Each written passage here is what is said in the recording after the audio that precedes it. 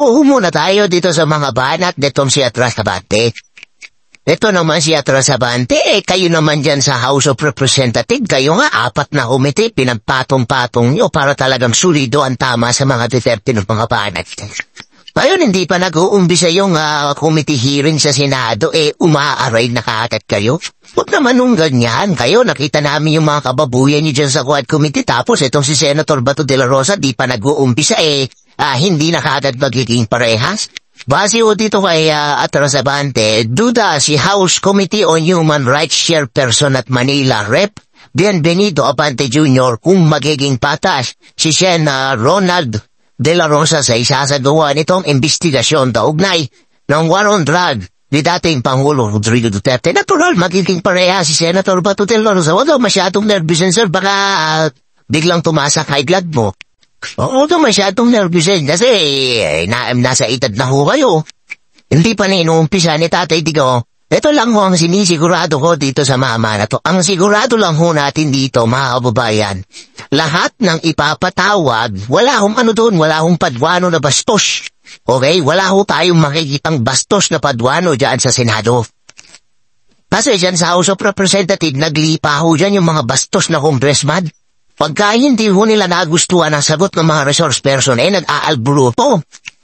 Palibhasa, mga gurang na yung iba dyan, yung kanilang pasensya, napaka-ikli na ho.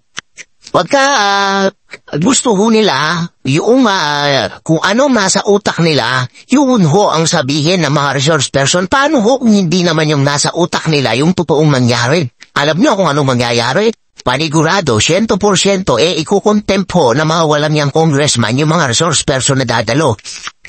Pag nakakontempt na sila, naku po, yung mga staff, payat-payat at alawin yung mga nakakontempt na resource person yan. At makakaasa ho kayo sa susunod na mga pagdinig, yung tono, yung kantang gustong marinig netong mga aso ni Tambaluslos dyan sa House of Representatives, yun ho ang inyong mga naridinig. Hindi ho ba kayo nahihiya dyan? Ito, dito kay Lolo Bienvenido Abante. Ito naturingan pa namang pastor. Bagay, marami rin naman ng pastor na gumagawa ng kabalbalan. Kaso nasa national TV kayo. Di ba nakatago? Pero kayo ho, kitang-kita ho yung pagpapakaaso nyo. Sa bagay no, boss yung naman pala itong si Tambaluslos. Kaya kung ano man ang gawin nyo dyan sa mga committee nyo na yan, yun ho ang para yun sa ikalulugod ng inyong Diyos dyan sa House of Representatives. Kaya, kung yung panong, kung makakatanggap ba ang sambayan ng Pilipino? Kasi hindi naman para sa inyo. Hindi naman para sa inyo ang pagdidesisyon kung itong si Senator Bato de la Rosa at yung kanyang komite, magiging parehas. Diyan sa pag-iimbestiga nila, diyan sa war on drugs si dating Pangulo Rodrigo Duterte, hindi ho kayo ang magdidesisyon doon o titimbang kung maging parehas o hindi naging parehas. Itong mga senador na to, ang titimbang ho dyan, yung mga manunood. Sambayan ng Pilipino ho. Ito na nga mga kababayan, rekta na ho tayo dito sa ano pa meron tayo dito? Ito ho mga kababayan, yung gustong mangyari nitong si Senator Risa Hontiveros. Paano ba yan, Senator Risa? Kampo ni Pastor. Kinontra ang hiling ni Hontiveros na humarap ang pastor sa Senado na kung pupalakpakan. Attorney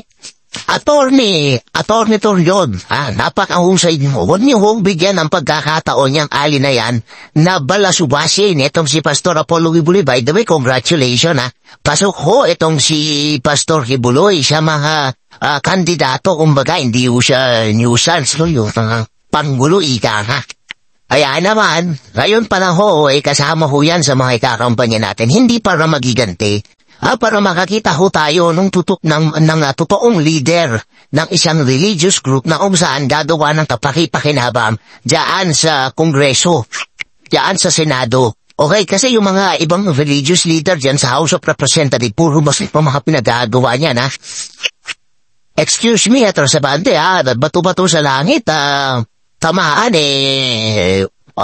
walang pinagkakantaan.